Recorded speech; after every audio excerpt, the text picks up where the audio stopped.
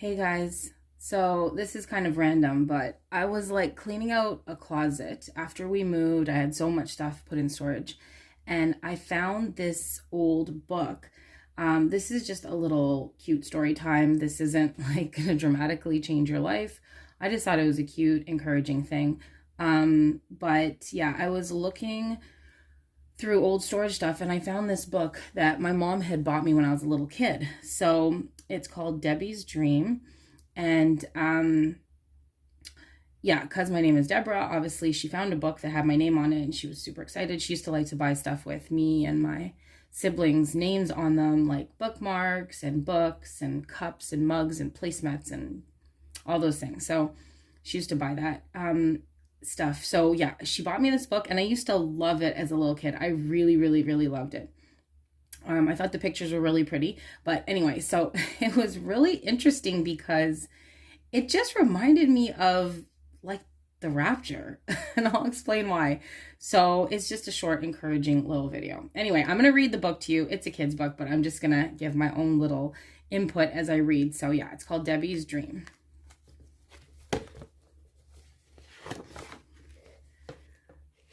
Let's see if make sure you can, I guess you can kind of see the pictures. I just propped the book up best I could. I'll just read it. I'm sure you can see something there. So yeah, Debbie's Dream. It was a freezing cold day. Snow was thick on the ground and an icy wind was blowing. Debbie was so pleased to see the snow that she rushed out after breakfast to play with her friends in the park. And obviously my name is Deborah. That's my name on my birth certificate, but it was this book. Debbie is a short form. If you guys don't know, most people do, but that's a short form for Deborah. Okay, yeah, so back to the story. So what was I saying? To see the snow, that she rushed out after breakfast to play with her friends in the park. But she had forgotten to put on her coat and gloves and hat. When she got home, she was shivering with cold and her teeth wouldn't stop chattering. Her mother took one look at her and said, "Let's get you straight into a warm bath. That should get the chill out of your bones." But Debbie still shivered. So it's pretty short. I don't want you to think I'm going to be reading you this long kid story. Anyway, the next morning, let's see if you can, I'm just trying to see if you can see the pictures. Okay, yeah. The next morning, she woke up with a streaming cold. Her nose was running, her eyes were red and sore, and her head and throat ached. Outside, she could hear her friends calling to her, "Come and play, we're going tobogganing," they cried. "Why don't you come with us?" But Debbie's head was spinning and her legs like cotton wool. "You'd better stay in bed," her mother said. "Have a good sleep, and later on I'll ask the doctor to take a look at you." Debbie was very glad to lie back on the pillow and close her eyes. She was very sleepy. Soon she was having a lovely dream. A gentle snowman was dancing with her, and he was singing, "Come away to the mountains, Debbie." So this is where I was like, what? So I know it's a snowman, but in Song of Solomon, he's coming on the mountains. He's like, "Come away with me." And then I'd have to look it up again, but in Strong's, I'm pretty sure like my name in the Bible, Deborah, means the mountains or something like that. There's a tie in there and I forget. So that's kind of a personal thing, but it has something to do with come away in the mountains with my name. And this dream, so she wanted to go outside with her friends, but couldn't. And I just think of us like not fitting into the world or having to, be different, separated. And then she has this dream where he's saying, "Come away with me to the mountains." There's more. Anyway, "Come to the land of the winter king. I will show you palaces of ice, trees of silver, and you will eat the sparkling snow fruit hanging from their branches." It makes me think of like heaven, how, we're going to eat special fruit and, it's just, I don't know, it's supposed to be like this amazing place. It was an enchanting place despite the snow and ice. It seemed as warm as a summer's day, and the air was filled with the scent of 1,000 flowers. And like people have said, if they've been to heaven or whatever, sometimes they smell things like the smell is so amazing, everything visually and just all your senses are heightened. There was sweet music everywhere. People have said that about heaven. Then the dream faded and Debbie began to wake up. I was so happy there, she thought. So she didn't want to come back to like reality. The doctor came. Oh, wait, no, I think I skipped a page. No, I didn't. The doctor came, he took her temperature, listened to her chest, and made her open her mouth and say, "Well, you've got a nasty sore throat," he said, "but another day in bed and plenty of drink, and you'll soon be better." All the time Debbie was sipping her drink, she was thinking about her dream. "How I wish I could go there and see the Winter King's palace of ice," she sighed. And it just reminded me of like when we have a dream of heaven or anything like that, we're like, get me back there, get me back there. Now, I think this was God's little encouragement to me when I was like doing chores and stuff like that. I really do. I really, really do. So I thought I'd share it with you guys, but it's not going to change your life. It's just an encouragement. So yeah, she was like, I want to go back. Why so sad, Debbie? Her mother asked. In no time at all, you'll be playing with your friends again. Debbie told her all about the dream and about the trees of silver and snow fruit and how she longed to see and taste them. Oh, Debbie, said her mother, I can see. I'll have to send Grandpa to talk to you. So basically, she doesn't care about playing with her friends anymore. She's like, that's it. I found the prize. I don't care about playing with my friends. Soon, Debbie heard a familiar voice at the door. What's all this? Debbie in bed and unhappy? We'll have to do something about that. Ever since she could remember, Debbie had loved to talk to her grandfather. He could always make her laugh when she was sad, and he told her the funniest stories in the world. Now she started to tell him about her dream. She said she felt sad because the land of the Winter King had been so beautiful and she didn't know how she could go there again. Like, this is her goal now. All she cares about is getting back to that dream and the land that she saw, and she doesn't care about anything else anymore. Well, you know, said Grandpa, dreams sometimes come true, though not always in the way we expect. Debbie felt a lot happier right away. She knew that her grandfather always told her the truth. Her mother said she was well enough for her friends to come see her, and soon they were all telling her the latest news. The toboggan had lost a runner, and John had fallen off into a snowdrift. Debbie laughed happily at their jokes. She was so pleased to see them again.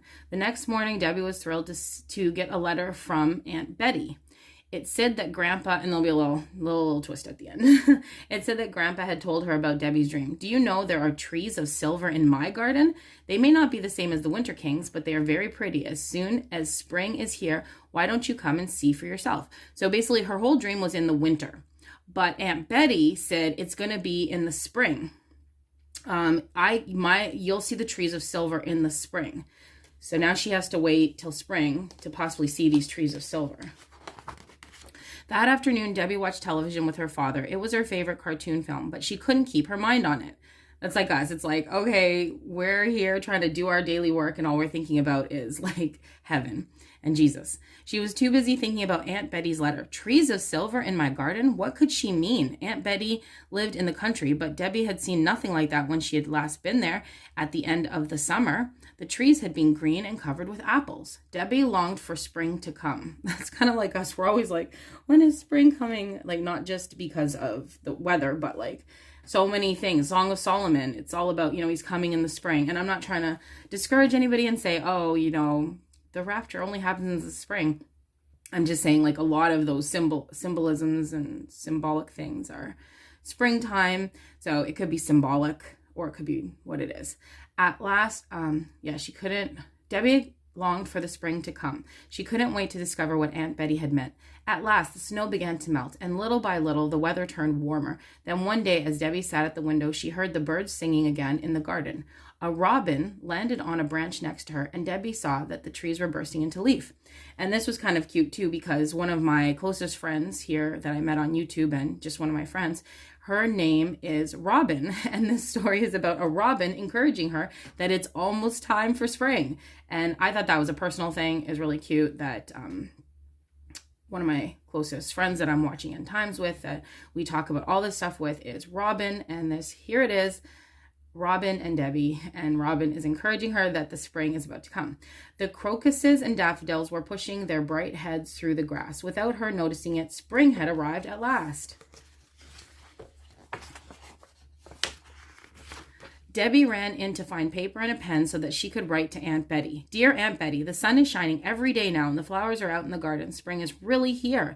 Can I come and see your trees of silver? Is it really true? I've thought about them every day. So it's just like us, like every day I'm thinking about, the rapture and Jesus and heaven. Once she had the dream, she really couldn't get off of it. Can I come and see your trees of silver? Is it really true? I've thought about it every day. I will arrive on Saturday, if I may. Okay, so maybe that's a clue for me. We'll come on Saturday. I'm just joking. I'm not trying to say that, but you never know. With love from Debbie. Debbie was so excited as she began to get ready for her visit. She loved going on journeys. There was always so much to see, and it was such fun choosing what clothes to take with her. By this time tomorrow, she would see Aunt Betty's trees for herself. So she's like getting ready and just like getting in her best clothes, just preparing kind of like we're preparing spiritually. As soon as they reached her aunt's house, Debbie rushed into the garden. The apple trees, they were covered in tiny white blossoms. So that was it, sparkling in the sun. They did look as though they were all of silver. Debbie ran backwards and forwards through the trees, smelling the blossoms, listening to the birds. The silvery flowers were everywhere. It was so like her dream, but so different. She ran happily up to Aunt Betty. It's not like the land of the Winter King, she laughed, but it's all so pretty. Thank you for showing me your trees of silver. They're even lovelier than I expected, so they'll be better than we expected. I'm glad you like them, replied Aunt Betty, giving her a hug. This is key. You've waited so patiently to see them. So there's a lot of waiting. And the verse that says, Church of Philadelphia, because you've kept the word of my patience, I will keep you from the hour that's coming upon the whole world. Now, here's the twist at the end. I was like, oh, that's a cute story. This feels like it really was a thing or whatever. For me, a little encouragement. So I just felt like, what does Betty mean? Aunt Betty. Because basically where she goes is, like it's like it could represent like heaven. Like her dream was about this amazing place that she wanted to go. So it was Betty's house. So I'm like, well, if it's Betty's house, what does Betty mean? So I looked it up, and Betty means oath of God. So Betty is short for Elizabeth. And remember, Elizabeth was the mother of John. She just waited for a baby till her old age, and God kept his promise. And I felt like that was what God was saying. I know this seems like silly, but I thought it was so cute and encouraging. And Betty means an oath of God, that he will keep his promise. And see, it says, you've waited so patiently to see them. So basically she waited, and he gave a promise. Her aunt gave her promise she could see them, and her aunt's name means oath of God. And when you think of Elizabeth, she waited and waited and waited, and then she finally got a baby. So it just means a promise kept. So anyway, I hope you enjoyed that story. I thought it was super cute. I haven't seen it in so long. It used to be like my favorite story, and one of my favorite stories, if not my favorite story, when I was a little kid. Just the pictures were really nice, and I liked that it had my name in it. And yeah, so I hope that blessed you guys. And if you know any other little cute things in there, let me know, or just let me know what you think. But I have another plan for a video today, a more serious one, a Bible study. Today was supposed to be my Patreon launch day, and I wanted to talk to you guys about that. And I just wanted to do this Bible study with you and just talk to you guys. So that's the plan, Lord willing. But yeah, so this is about waiting patiently for spring to see the best place that she literally could not get her mind off. She couldn't think about anything else. She didn't care about playing with her friends. She didn't care about watching TV with her dad. She didn't care about anything else. She just wanted to get back there. And the oath was that she would see the place. It was a promise.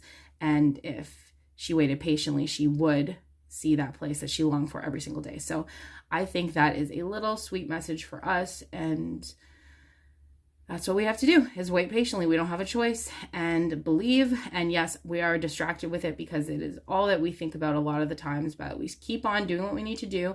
And she got herself all ready and dressed up and prepared, and that's what we're doing, just preparing for the Lord's return. And it's what's on our mind. But if we wait patiently, we will get that oath, that reward, and that promise. So, yep, that's it. Hope it blessed you guys, and I will talk to you again soon, hopefully later today. Okay, God bless and shalom.